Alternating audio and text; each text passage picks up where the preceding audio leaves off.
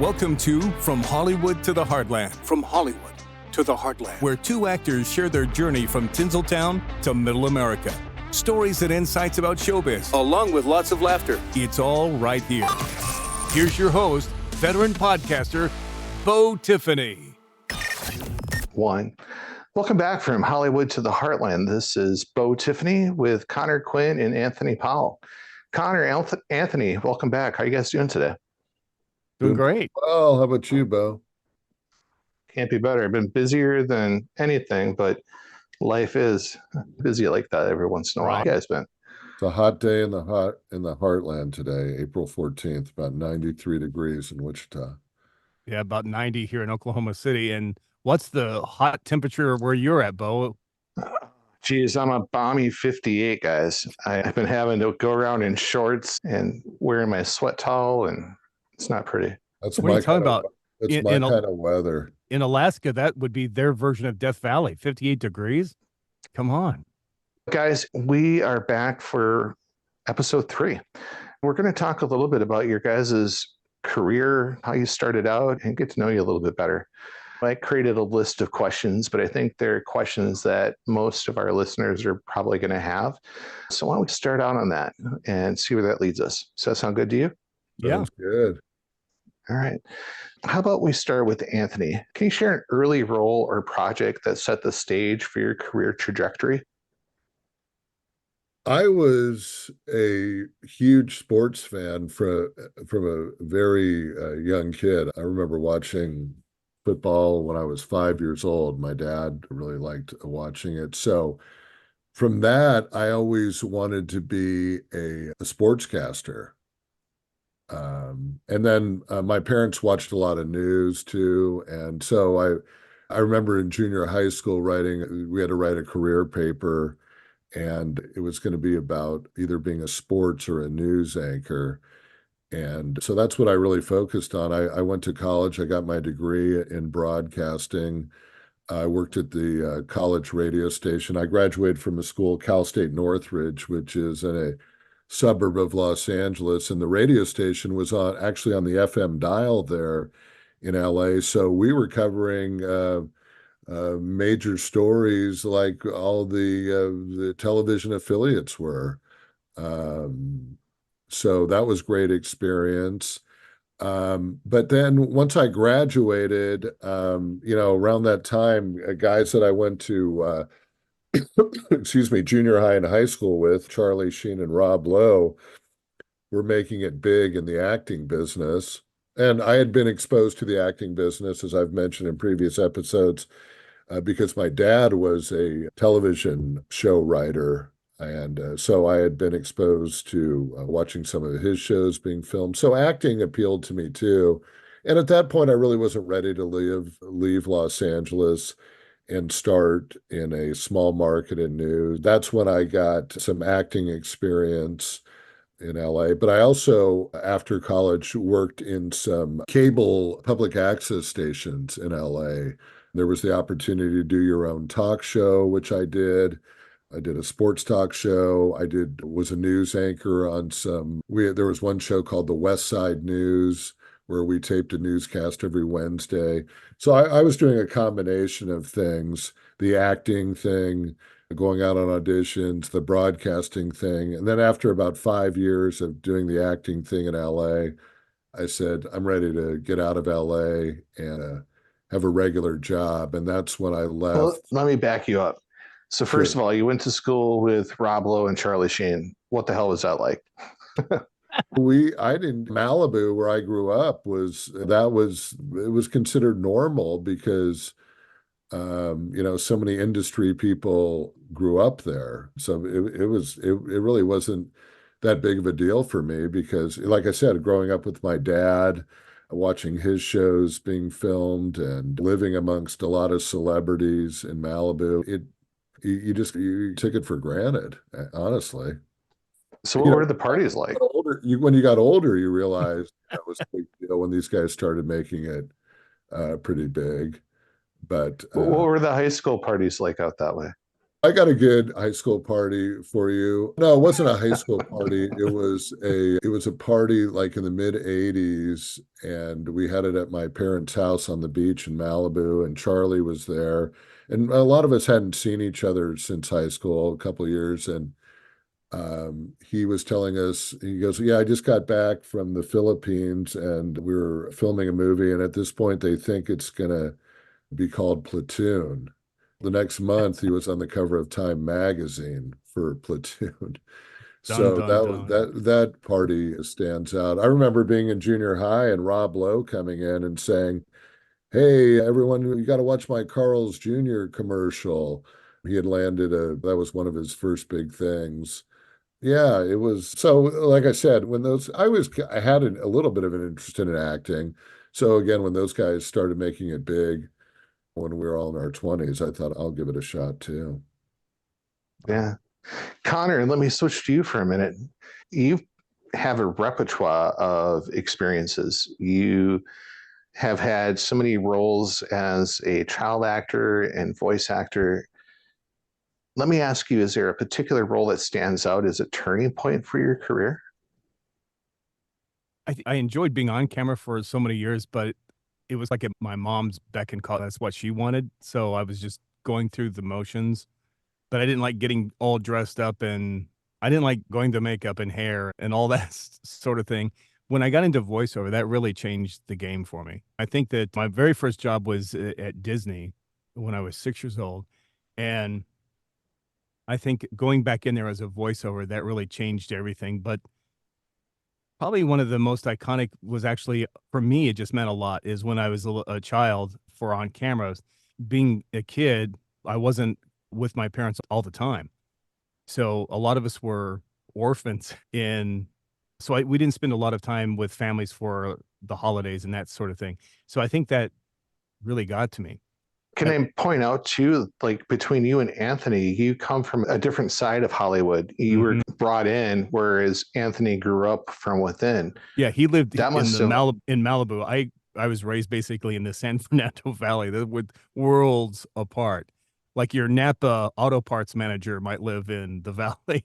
You would not have Rob Lowe. right. It's like he said, it's LA, it's inclusive. So you go to the grocery store, you're probably going to see it. I remember going to the farmer's market and Liberace was there with his like 10 poodles. It was only in No, Los Angeles, and I you mean, know. the Valley does have some very upscale areas like in Oh, they do. Sherman Oaks. Yeah, And absolutely. But we're not Malibu with a capital M. It's not the same. But I think this commercial that we had shot, it was for Kleenex, for Kleenex brand tissues. And so there was these people playing my mom and dad. There was this girl playing my sister, a lady playing my grandmother.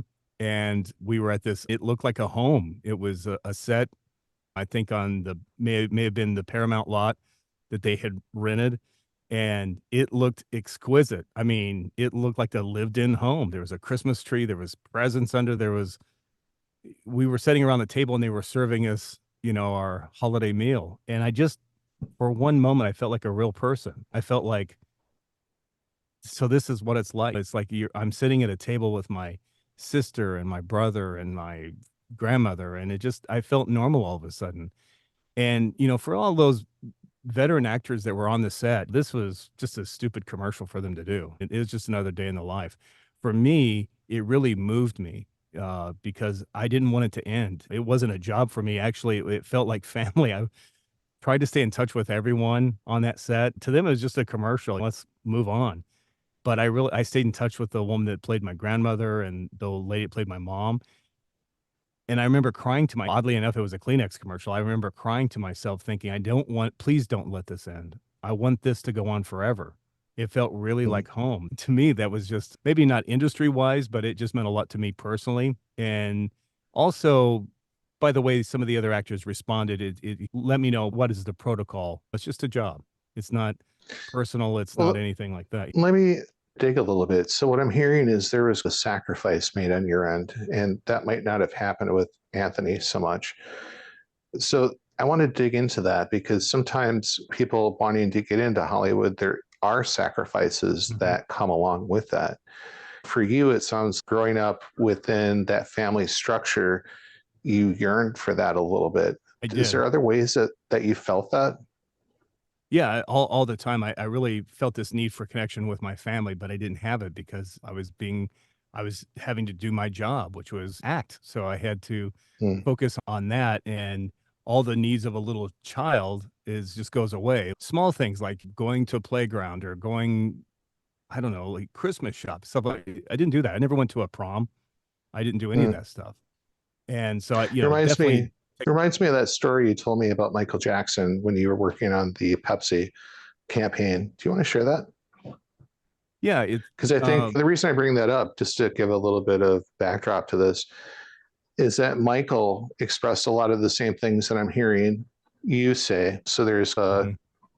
some similarities there. And that story that you shared brought that out. And I think that would be great for the listeners. Yeah, I was probably 14, 15 at the time, and I was on camera. It was in in that area where I was just beginning to move into voiceover. So they wanted me to do a voiceover in the commercial. Michael had to do this jingle that he had written. So we were both going to do we had an ADR session at Trax West in Hollywood, and I just remember for some reason we couldn't use most of the studio. We were both put in the same small little mini booth type of thing. And the producer, whatever, had to set up. I don't know what he was doing. He was setting up the tracks or ready. Back then, we recorded analog, so he was doing something. So it gave me time to visit with Michael. And as a young boy, I grew up with him, and I just knew him from Dangerous and Billie Jean and Thriller and that type of stuff.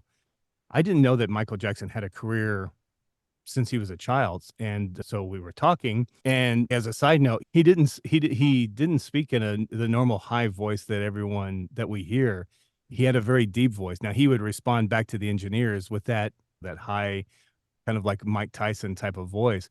But when he was just talking one on one, it was a very resonant, very deep voice. It was like the very first thing you would actually notice was that voice. And so as he's hearing me talk or something, he said asked me if if I'd been a child actor, and I said, "Oh, since I was 6." So I thought I had something over him. Basically, I was sharing that, and I've been working since I was about that age. I'm like, "You have?" I only knew Billie Jean. I didn't know any of these. And he said, yeah, him and his brothers performed in Detroit, and they were on the Ed Sullivan Show, and they had the #1 singles. I was an idiot 14-year-old in the 80s when this was happening. So I didn't know any of this stuff. So I was shocked that he had all this story that I'd never heard. And cut to the chase, he basically was saying he did not really have a childhood. It was sacrificed. So he was talking about, I'd asked him, what is your favorite song? And he said, it's a song you've never heard of. It's a song called Ben, which was written for a film. It's about a boy and his rat. And he said, that's his favorite song. And he said, when we were going to record it, I was standing outside the studio looking across, there's a park across the street, and some kids were playing on the swing set and all that stuff. And he goes, I was wishing and yearning that I could go over there. I'd never been to a park. I'd never played on a merry-go-round or a slide, and I was wishing that I could be over there doing that.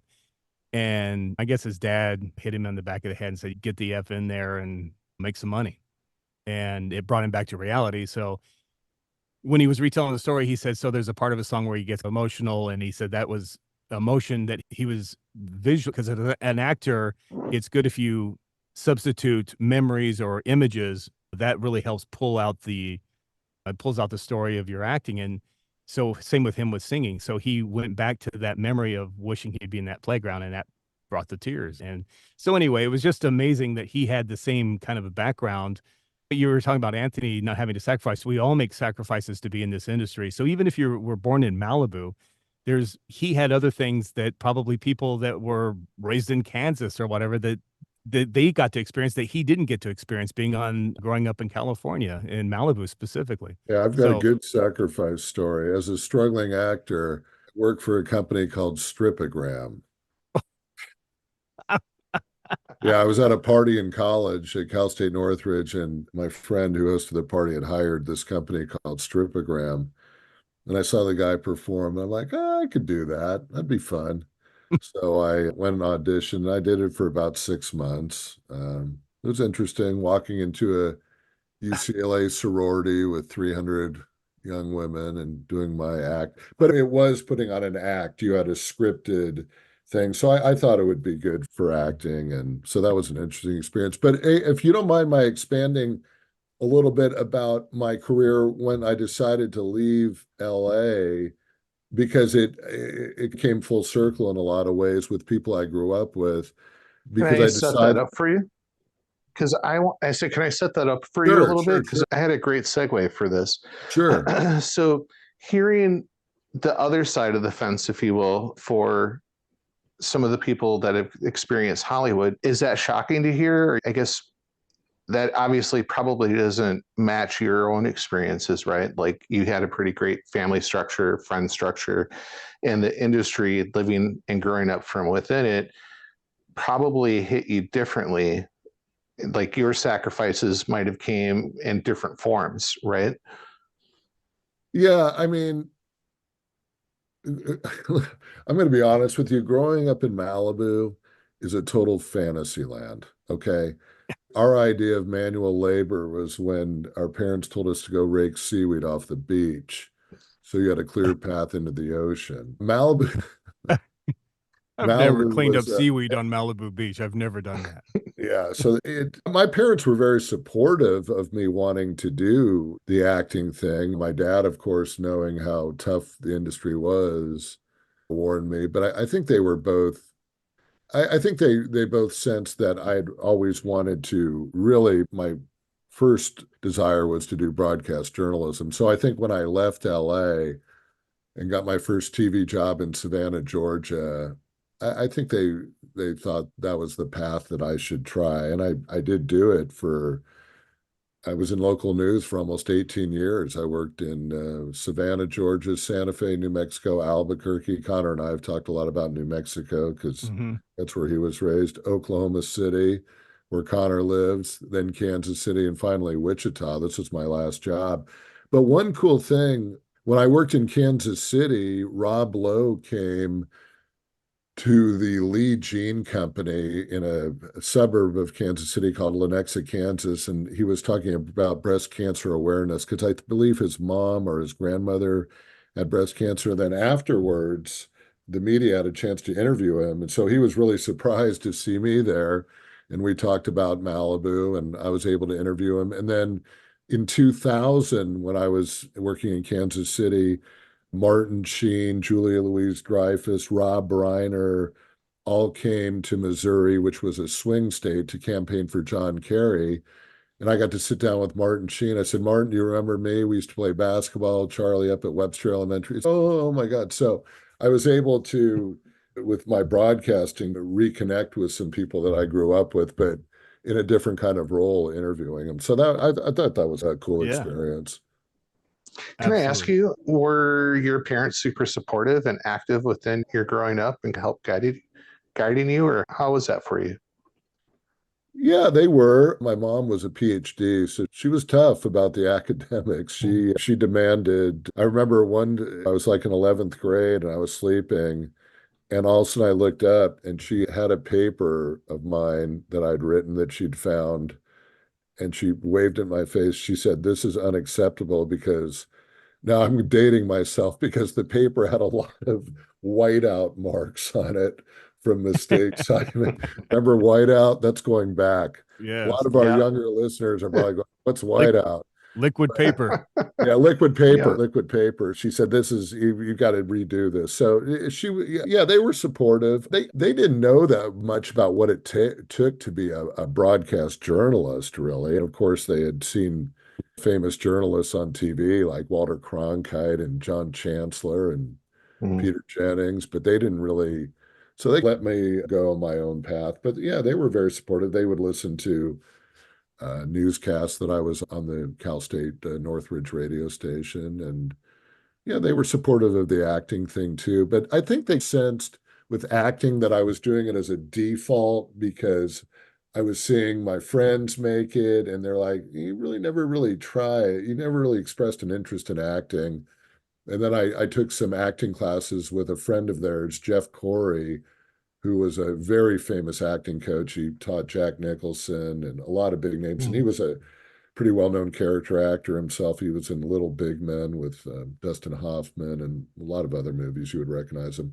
So that's when I started taking a little bit seriously. But I think in the back of my mind, I knew that eventually I would want to be doing television news. And again, the only reason I went into television news versus sports is that at that time, ESPN was coming around and there just wasn't as much local sports going on as there had been in the past because ESPN was doing so much sports coverage. So that's when I decided that news would be, there'd be more opportunity in news. And like I said, I did it for 18 years. It was a great experience. And then when I got out of news, I'm like, you know what, I'm going to go back into the acting thing. And I think I've had much more of an appreciation of doing the acting thing now after all these years than I did, because I really had a desire to pick it up again rather than when I was younger and just doing it as for maybe not the most sincere reasons. That makes sense. Connor, yeah, let me soft pitch this back to Connor. Connor, as you listen to Anthony, differences, similarities, how was it for you? My parents were both, So, I had wonderful parents. They were both very supportive. My mom was a stage mom and she didn't know what she didn't know about Hollywood. And my dad was just as long as I'm happy and she's happy. So they were supportive. They knew nothing about the entertainment industry. I was the only person in the family that went down that road. About the time I became a teenager, my dad was like, so enough of the hobby. You've had fun and you've been successful, but now it's time to put on your big boy pants and get a real job, go get an education and get a degree and do something real, not acting. Yeah. You can't make a living in acting. And I told him that's what I want to do. That's what I want to make a living with is by acting. So he supported me, but he didn't really agree with it. He just thought I'm a young kid. So, a lot of my friends, there were some of us that came to Hollywood, but growing up there, you do have a lot of children that are native California that were born there. And a lot of them, one guy that I was competing against, I don't really want to say his name, but I couldn't figure out why is he getting more roles than I am. We're both just normal looking kids. He wasn't more James Dean looking or anything like that. We both just looked like normal freckled faced kids. But I couldn't figure out why he was getting more commercials and TV appearances than I was, TV shows. And his sister basically said, our parents are in the industry. And I was shocked. I didn't even think about that. And this other kid that I knew, who is now a very large name today, I couldn't figure out why he was getting cast. His mom was a casting director. You're talking about in both instances. Oh, so it's hard not to. Yeah, I don't want to out them out on our podcast or whatever. We try to stay positive and say, and it is positive. It's good for them, but it helped you their goals. And I went to basically class. We had to learn on set tutors and that sort of thing with a lot of kids that spent some of the time going to schools there in California, and they had it just as hard as I did because when it came down to it, we pretty much had to audition just like everyone else, and they may live in Bel Air and they might have a $5 million home or whatever, but that doesn't always translate. It does sometimes, but at the end of the day, a lot of the casting directors may not know or care. Yeah, some do. Mhm. But for these commercials, they were just like, what kid looks right, sounds right, talks right. And so these kids were just as earnest about the competition as I was. They had to get their driver's license. They had to drive down the 405 and the air conditioning may not work or what. It was such a tough life, but it was, in my mind, it was a tough life. Now I look back, it wasn't so tough. It was great. I wanted to show the comparison just because you both come from a different perspective. And I think that we did that. And I think it hopefully was interesting to our listeners. Balancing versatility and maintaining your unique style can be tricky. How do you navigate this in your career, guys? Wow. I tell Connor this often. News was a very demanding career, daily deadlines. I still have flashbacks to this day. Sometimes it will be 3:00 and I'll flash back to being in a courthouse and, oh my God, I got to write 2 stories and go live at 5 and 6. So it was very intense, but In running this voiceover and on-camera freelance business I have is definitely the most demanding thing I've ever done because you're wearing so many hats. And you do constantly have to be versatile because, as Connor knows, every script that you get for voiceover, they're looking for a different type of sound, every on-camera audition. So you're constantly, like with news, I knew I had a job every day. I was assigned a story. I knew as an anchor, okay, I've got my stories in front of me. I got to read them, make sure that I'm smooth with my delivery.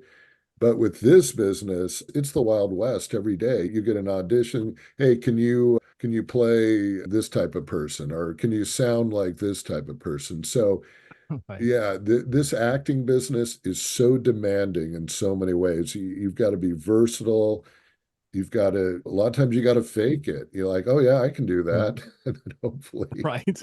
hopefully you can do it. But it's tough. And then of course you got I'm constantly updating who've I invoiced, you're running your own business. And so in addition to having a good business sense, you got to have a really good creative sense too. So it's challenging every day, no It doubt is. about it.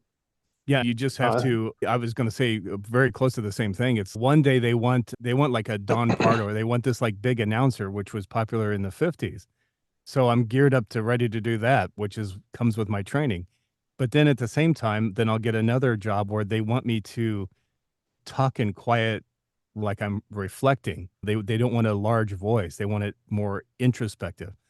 And then there's jobs where I've thought they must want a conversational, so I'm going to go introspective and I'm going to be quiet and take my time. And they're like, no, we want your big voice. We want your announcer voice. So you're Yeah, getting all these mixed messages where one person says they don't want this, and then it varies per person. The thing is, you just have to listen and do what you feel is right, and hopefully that melds with the casting director. yeah, I always say that your job as a VO is just to get to yes. So you don't worry about all of the auditions that you're not cast for.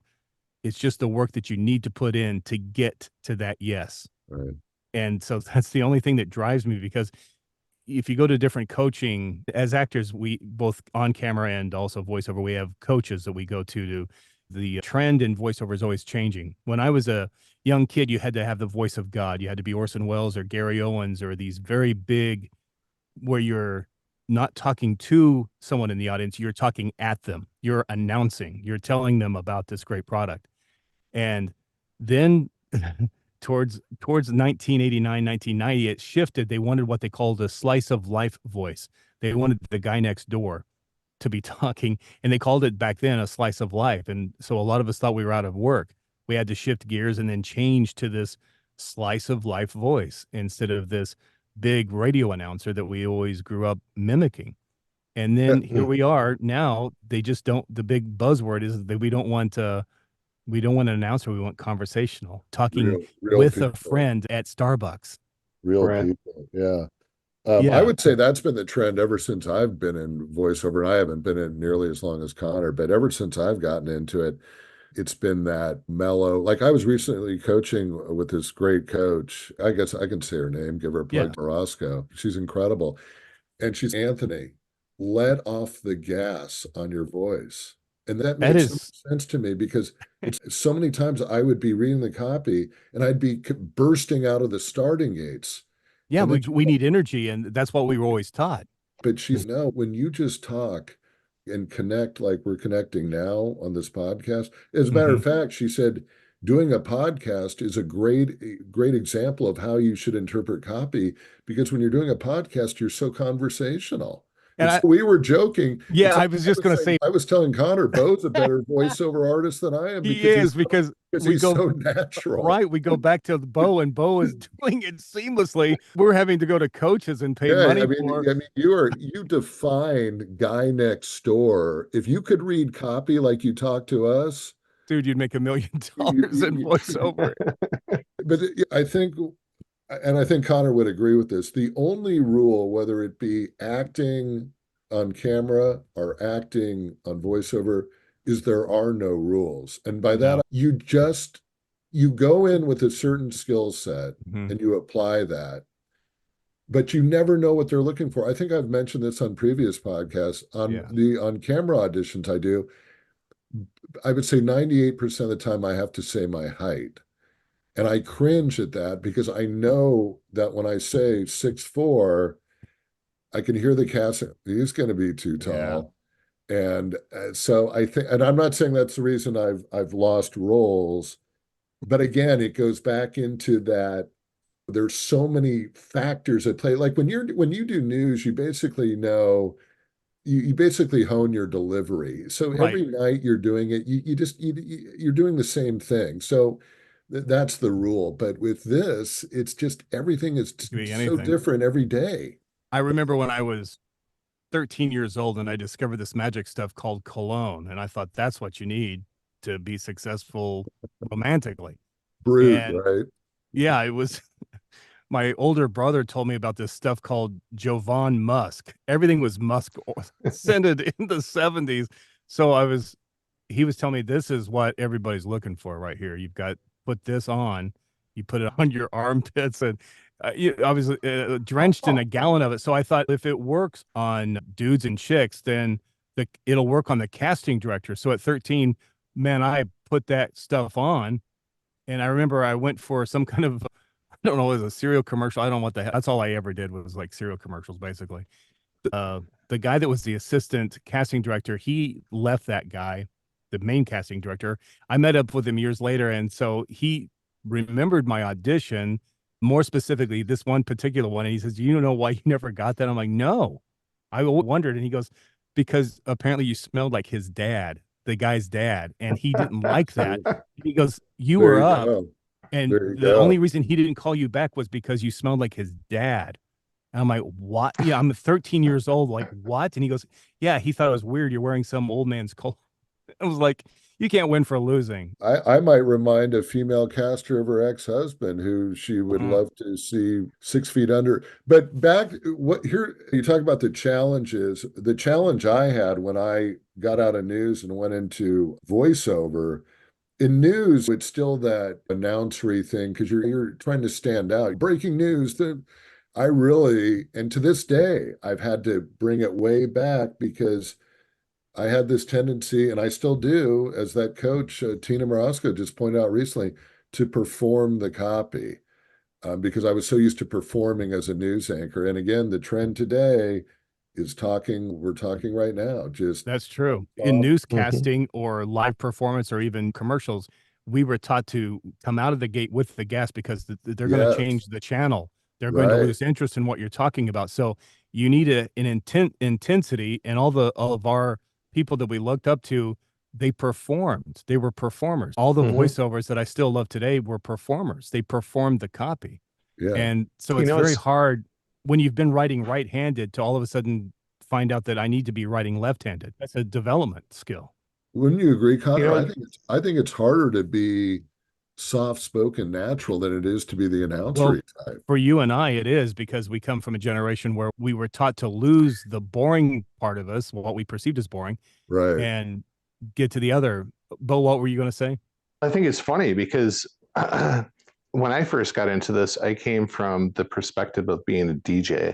So I was like, hey, how you doing? And had that very on the mic, trying to amp up the crowd. A stack of wax coming at you live. Yeah. Yeah, exactly. And it took me a while to find my voice and just be natural. And I think being prepared is a really good tool. If you go into a podcast or an interview or any kind of conversation, and you don't have questions written up or you're searching, then you have a lot of like filler words that you use and and things like that. This is true. And you sound maybe less intelligent as a result of that. Well, and so being prepared, I think it's completely true. Like, we're having conversations, so we are prepared because you're talking to us about our life that we've lived.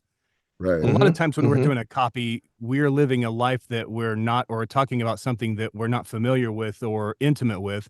So a lot of times it's up to us as a performer to bring that to the audition. We already have to be thinking about the headspace of who am I? What am I looking at? Who am I talking to?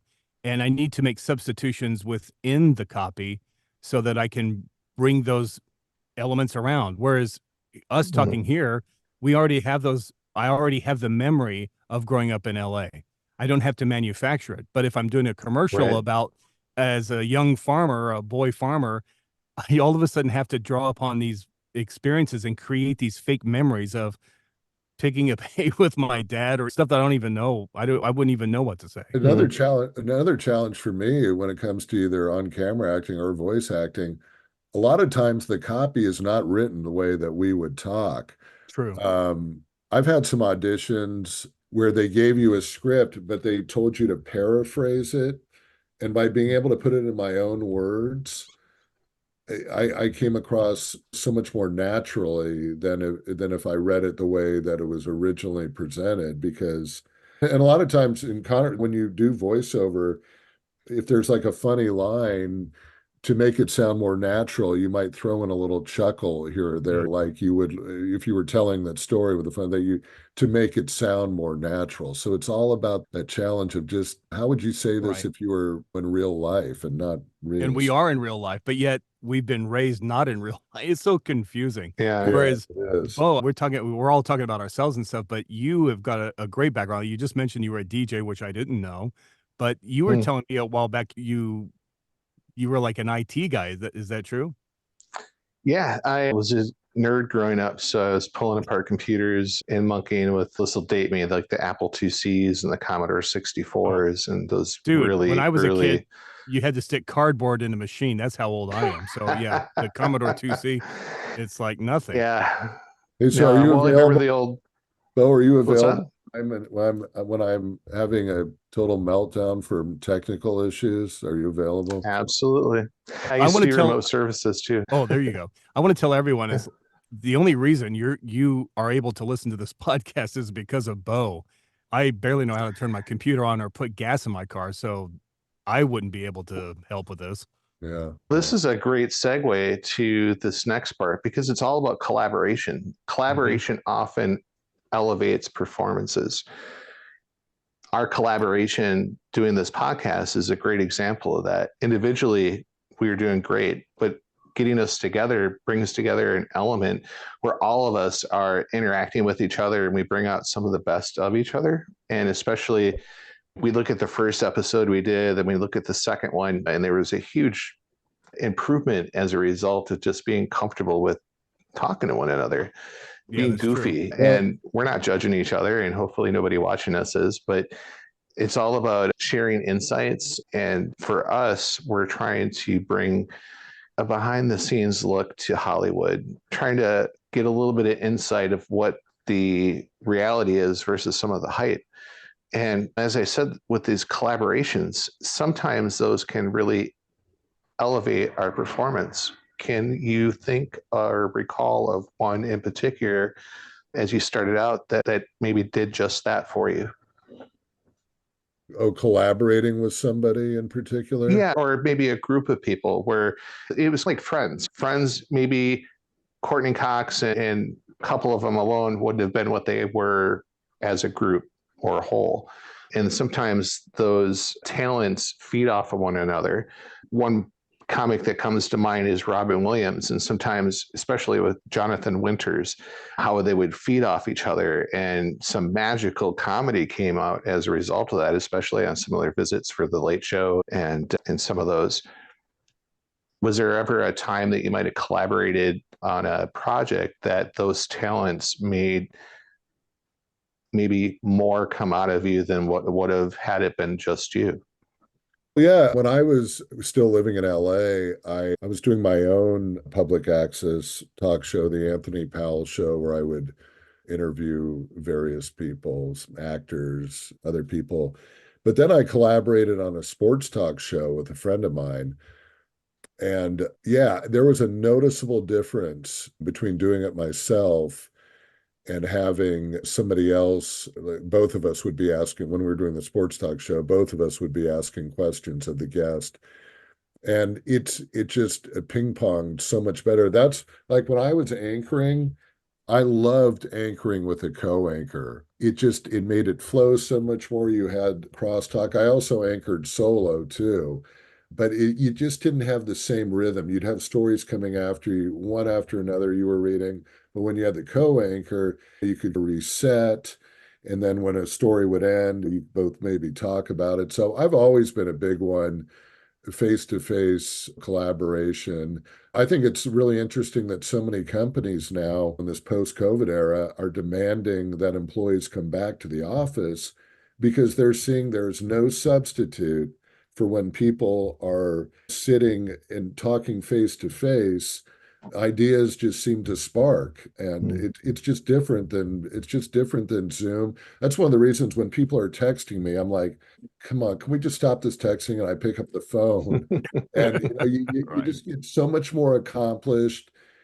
Things happen in a conversation that just don't happen when you're texting or emailing. Yeah, I've Yeah. always been a big one on this face-to-face collaboration and collaborating with others because it just sparks creativity.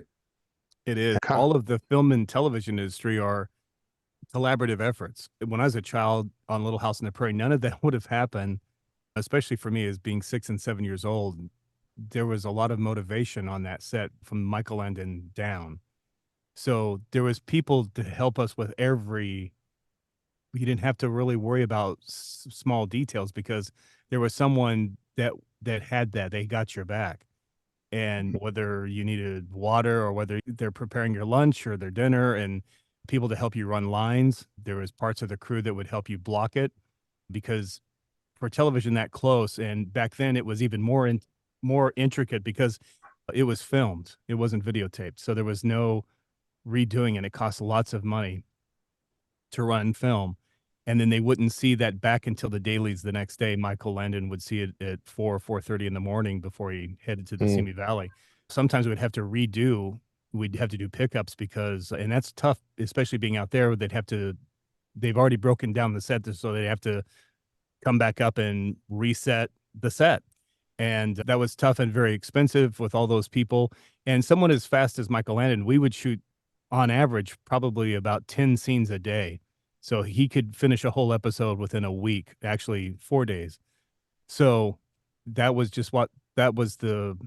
what do you call it? That was the weight put on him by the network. This was in a demand television show, and we need these pumped out regularly. Fast forward when I continued being a voiceover, but started focusing more, it's a lot different from someone who's getting in the industry now. So back then it was more hands-on. There was none of this talk about, am I right? What's my motivation? That was all worked out when I was at the session. We had directors, we had the copywriter, we had 15, 20 people working with you on the same script, and they would throw out ideas or say, Connor, wouldn't it be great if you would take it this? So they were thinking out of the box because they wanted to appease the client and they wanted to make you look good to make them look good. And I didn't have to adjust the microphone. I didn't have to do anything. Everything was provided. So it was a collaborative effort, but the heavy work was done by someone else. I just had to voice it. I just did what I stood here and say exactly what they want me to say. That's all I had to do. Nowadays, I can't even count how many hats we have to wear. I have to make sure that the microphone's working, that the camera's working, maybe I forgot to turn the computer on. I'm not a technical guy like you, so my brain thinks in visual, creative things that way and voice wise, but it doesn't think in technical. I'm not very good with technical stuff. I'm not good at solving puzzles. I'm just good at narrating puzzles. I've got a great example. Oh, sorry. I was just going to say, when I think of collaboration, I think of The Simpsons and some of those shows where, these actors are feeding off each other, even if they're not necessarily working in the same room, which often I they're see not. what you're saying. Yeah, totally. Look, if we went to like Sesame Street. Yeah, like Sesame Street. So we had Jim Henson, who did Ernie, and we had Frank Oz. Frank Oz did Bert. He did Grover. For the Muppets, he did Fozzie Bear and Miss Piggy and Yoda. Jim Henson did Ernie. And anyway, they did a lot of characters, but at their best, even as a little boy, I enjoyed watching it, the magic, because I thought they were real. Nobody told me that they were puppets. I didn't know what that was. I thought that's why they put me on the show. I was an idiot. I thought those were real people that looked a little bit different, but I was laughing. They had to tell me not to giggle out loud. I was laughing like Laurel and Hardy watching Bert and Ernie go back and forth with a banana. It was just hilarious for a little child, but even the adults were enjoying it. And I just thought, I asked them, what's wrong with Jim? Why is he on the floor? What happened? And oh no, Jim is helping Ernie. He's Ernie's helper. And Frank is helping Cookie Monster. Oh, okay. Now I get this. They told us that because they didn't want us as children to look at when they'd ask a question, you'd look at the puppeteer. They didn't want that. They wanted you to look right at the puppet. Hell, they were real. Of course, I'm talking to Cookie Monster. Asked me a question. I'm going to answer Cookie Monster because Frank doesn't talk that way, and Jim doesn't talk like Ernie. So it's not them. These are real people, and they just look a little bit different and feel they're made of felt or whatever. So anyway, that magic was just unmatched. It was Laurel and Hardy. But go ahead, Anthony. What were you? I was just going to say, I've got I think a good example of how the COVID era has hurt the collaborative process, because prior to COVID, okay, so I live in Wichita, which is about 2.5 hours from Oklahoma City and 3 hours from Kansas City, where there's a lot more work than there is in Wichita, just bigger cities. So prior to COVID, when I had an on-camera audition, I would make the 3-hour drive for the on-camera audition, be there for half an hour, do my audition, turn around and come back. Now, obviously, I was driving a lot of miles back then. I would drive 10,000 miles a year just for auditions.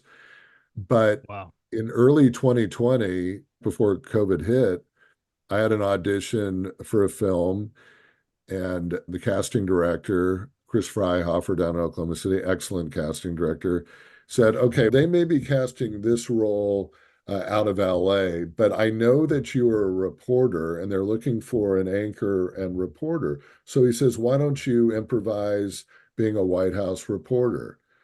I did, and I got the role in a major film that's going to be coming out in August. I don't want to say the title now because I don't know if I can, but once it comes out.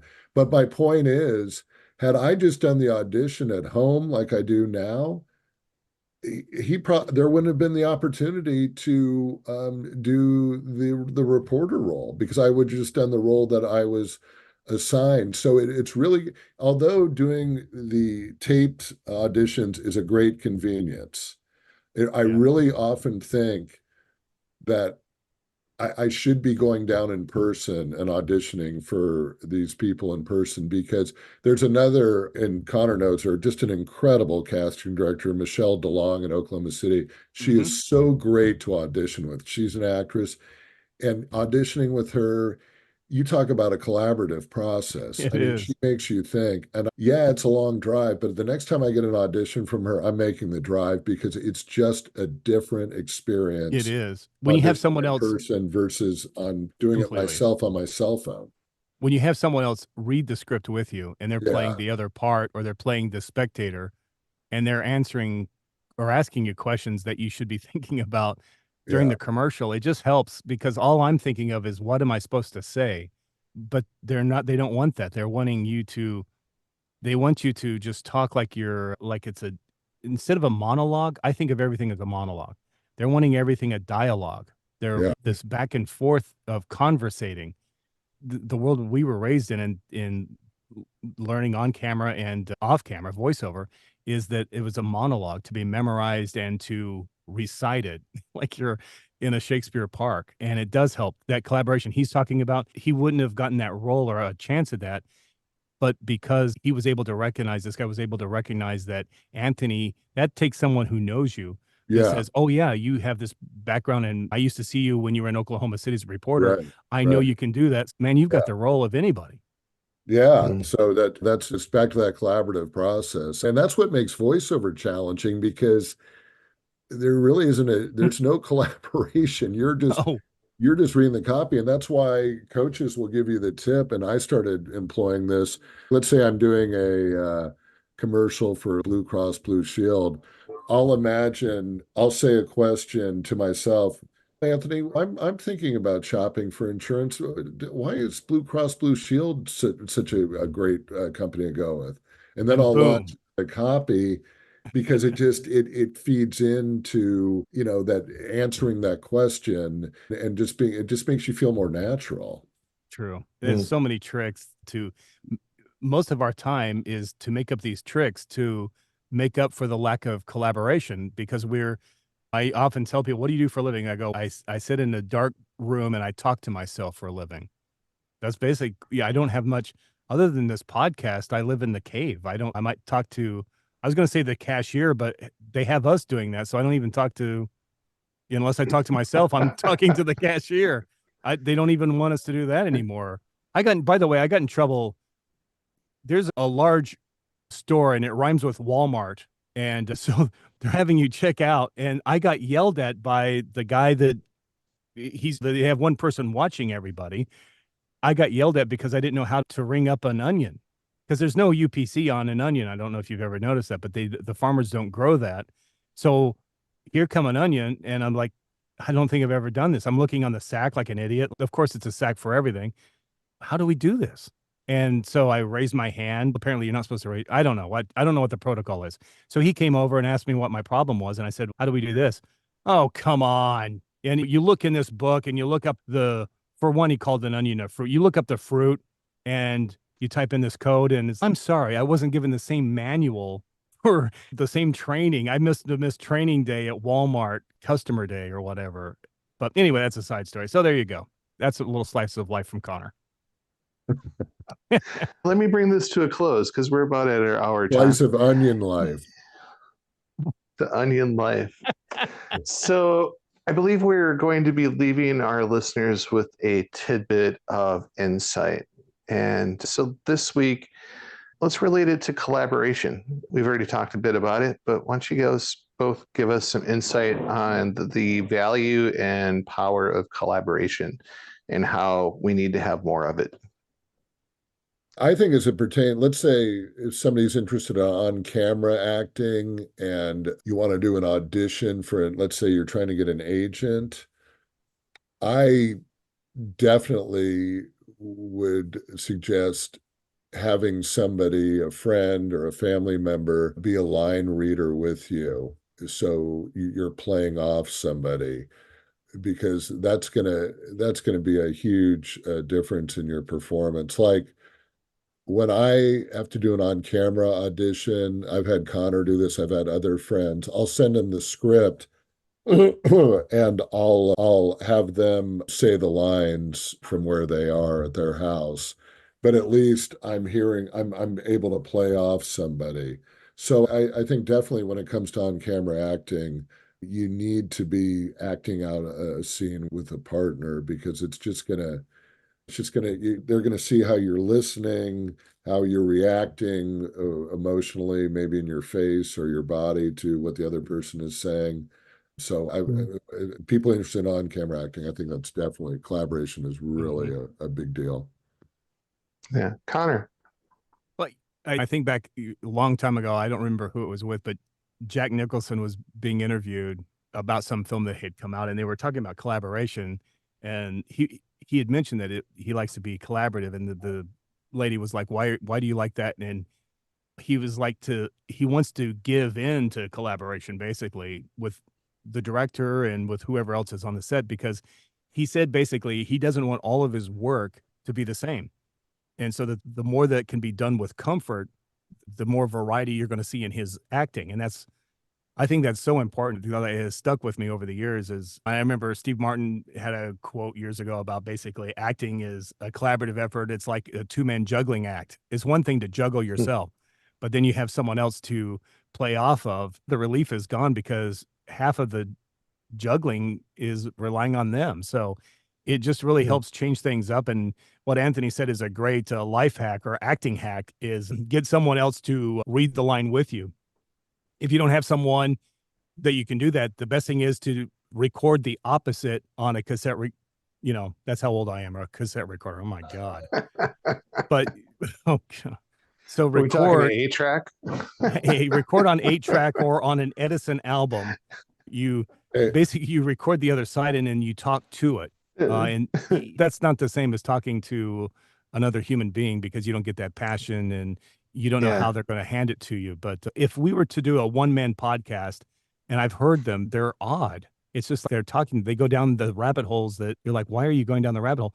Whereas here, if you don't think something is flying, you like change the subject or you move. All of us do that. We've got each other's back here. Yeah, so many times during this episode and in previous episodes, I'll be listening to a story that Connor or Beau's asking a question, and I will think of things that I never would have thought of had I been Me doing too. just as a matter of fact, in talking about collaboration, this big audition that I have coming up on Tuesday, and I asked Connor if he would do this. I was going to send him the script, and I was going to have him ask me some questions as I'm reciting my lines, just getting me more conversational. So there's another example of collaboration. Right. It's true. Yeah. Talking about collaboration, that's how we got together on this. Connor, you and I have done several podcasts on my other platform, Digital Voices.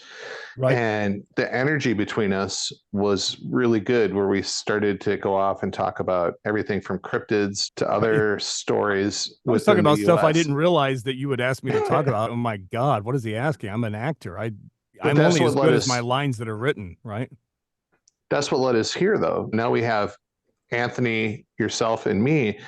And now that we've now got 3 in the can, I think our energies work well together. And not Yeah. everybody works well together. But I'm blessed because I have 2 amazing co-hosts. And hopefully our listeners are finding value in this as well. Right. I know, I have the pleasure of having to listen to these as I edit them post, and they keep getting better. So I hope this one is up to our previous standards. I think And Beau, I'm grateful to you, but I'm also very jealous because, again, as I said earlier, you're more natural voiceover than I am. So. you are, and you're more intelligent. You have the IT issues. Me and Anthony I try to stay will humble squander on the day inside. away. I'm like, oh, you guys, thank you. No, it's serious. Thank you. Me and Anthony will squander the day away looking for a mouse in our wiring. We hear one little hum. And Anthony will go, oh, or Beau will be like, oh, did you check the Czechoslovakia? I'm like, no. Well, you should check that. I have a queasy stomach as we speak, thinking about this big audition I have on Tuesday. And I'm not queasy about my performance. I'm queasy because technically there's a lot. I was telling Connor that this morning when I was walking my dog. I called him, there's a lot of moving parts to this thing. And I'm like, oh, please let it go well technically. The performance I can have, the technical. Do a restart on the router and do a restart on the computer and then boot everything up. And fingers crossed, things will be good. It's amazing how many times just restarting something will. I've got a technical checklist, and I'm going to add, right when we get off our podcast, on magic marker on my checklist, I'm going to add restart router on it. Yeah, that'll be item number 373.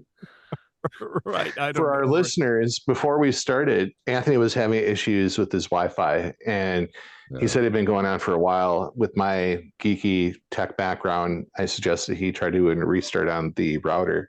After that, his video signal came through much stronger, where he had a better image quality. And I just want to say, better. I've had my router going nonstop since 1979. 2 years after Star Wars came out is when I turned the router on. I've not reset it, and so I'm going to reset it. Thanks to Beau Tiffany. Ladies and gentlemen. Well, if it's that old, it looks like a huge satellite dish at that point. It is. Is yours not a huge satellite dish? No, I got one from 2020 something, I think. It's a little smaller. I got mine at Radio with age Shack. get smaller. Now, I don't know if that's true for everything. I hope not, but I'm going to go listen. That's my joke of the day. I'm going to go listen. Thank you, folks. We're here all week.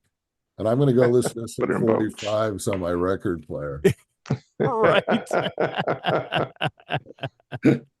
All right, Anthony, Connor, let's say goodbye to these nice listeners. And until next time, there you go. Good to go. Wow. That was amazing. Yeah, that was a great episode. I feel cringy, though, when I step on